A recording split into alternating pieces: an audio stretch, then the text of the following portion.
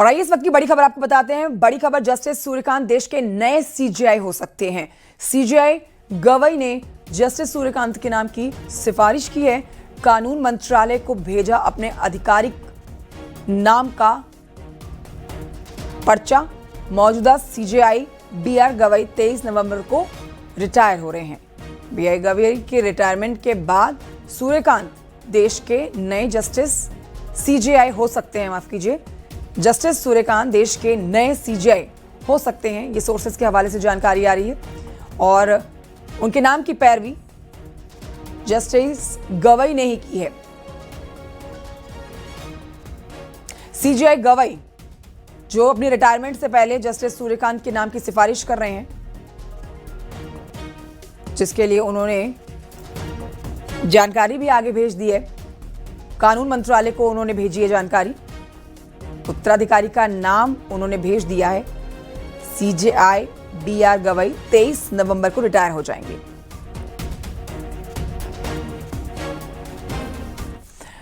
उधर cricketer Shreyas Iyer Sydney के अस्पताल में भर्ती हैं। श्रेयस अय्यर सिडनी के अस्पताल में भर्ती।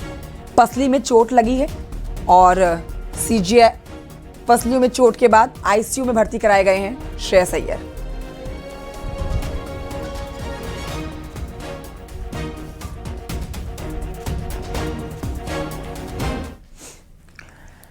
छतरपुर से खबर है, जहां पर बागेश्वर धाम के प्रमुख और प्रसिद्ध कथावाचक पंडित धीरेन्द्र कृष्ण शास्त्री का एक नया वीडियो सोशल मीडिया पर तेजी से वायरल हो रहा है, जिसमें पंडित धीरेन्द्र कृष्ण शास्त्री भगवान सत्यनारायण की कथा के बीच में छठ पूजा का पावन गीत गुनगुनाते हुए दिखाई दिए।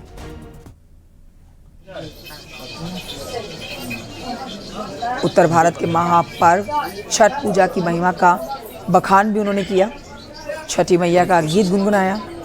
मधुर गायन सुनकर पंडाल में मौजूद हजारों भक्त भाव विभोर हो गए।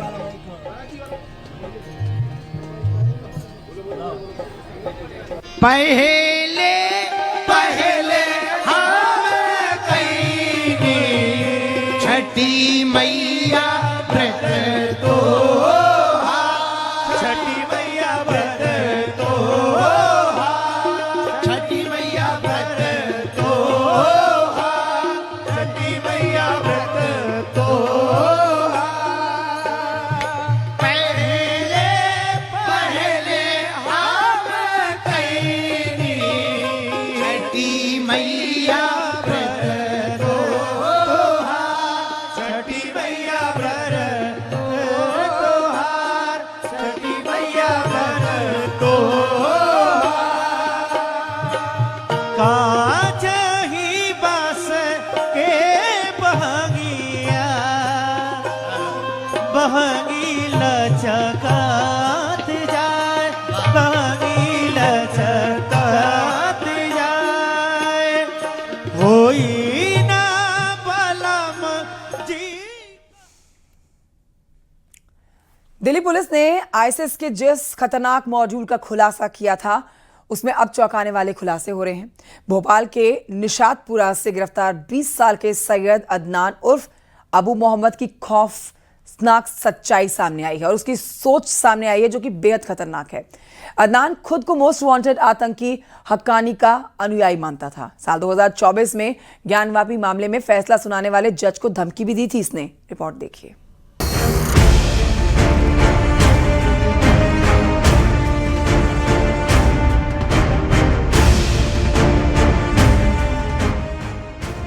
एक पढ़ा लिखा लड़का जो सीए की तैयारी कर रहा था, कैसे बना आईएसआईएस का कट्टर जिहादी। सैयद अदनान ने 12वीं में 97% मार्क्स लाए। उसके पिता सैयद गुलफाम एक नामी कंपनी में अकाउंटेंट हैं। परिवार भोपाल के इंडस रिजेंसी कॉलोनी के मकान नंबर A46 में पिछले 6 साल से रह रहा था। पड़ोसी बताते हैं कि अदनान फिटनेस का शौकीन था।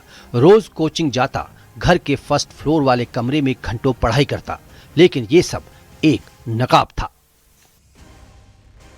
संदिग्ध आईएसआईएस आतंकी मोहम्मद अदनान खान और अदनान खान से यूपी एटीएस कर रही है पूछताछ। दोनों अदनान इन दिनों दिल्ली स्पेशल सेल की कस्टडी रिमांड में हैं। यूपी एटीएस की एक टीम इन दोनों से पूछताछ करने के लिए कई दिनों से नई दिल्ली में अपना डेरा डाले हुए है। बीते दिनों दिल्ली स्पेशल सेल ने मूल रूप से एटा के रहने वाले मोहम्मद अदनान खान को नई दिल्ली के सादिक नगर से किया था गिरफ्तार। अंधेरे में उसकी असलियत छिपी थी।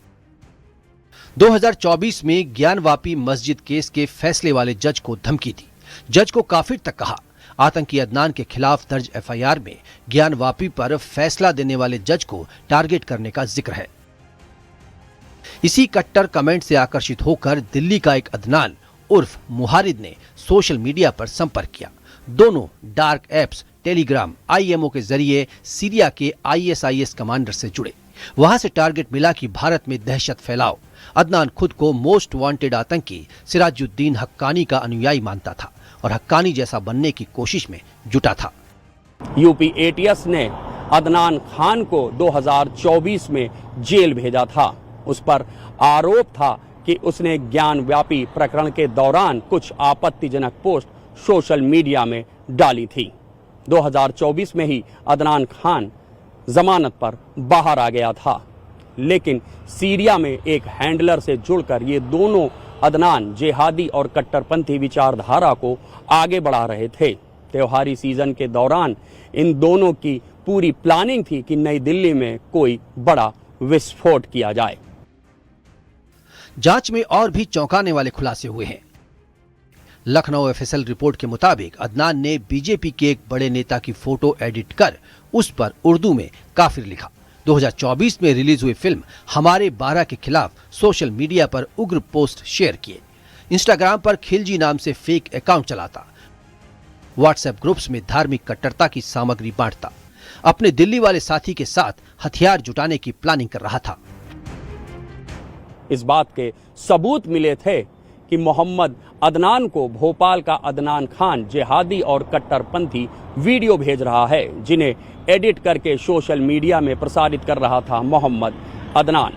मोहम्मद अदनान के कब्जे से कुछ विस्फोटक सामग्री और जिहादी साहित्य भी बरामद हुआ है। 18 अक्टूबर सुबह 4 बजे दिल्ली पुलिस की स्पेशल सेल ने भोपाल एटीएस की मदद से अदनान को उसके घर से दबोच लिया। कमरे से धार्मिक कट्टर किताबें, लैपटॉप, मोबाइल जब्त। संदिग्ध इलेक्ट्रॉनिक गैजेट्स भी बरामद। पूछताछ में अदनान ने कबूल किया कि रोज 8 से 10 घंटे अकेले बैठकर मिशन प्लान करता था। दिल्ली के मॉल और पार्क्स की उसने रेकी भी कर रखी थी। बस त्योहारों पर फिदायीन अटैक की ट्रेनिंग ले रहा था। Bureau report, news 18।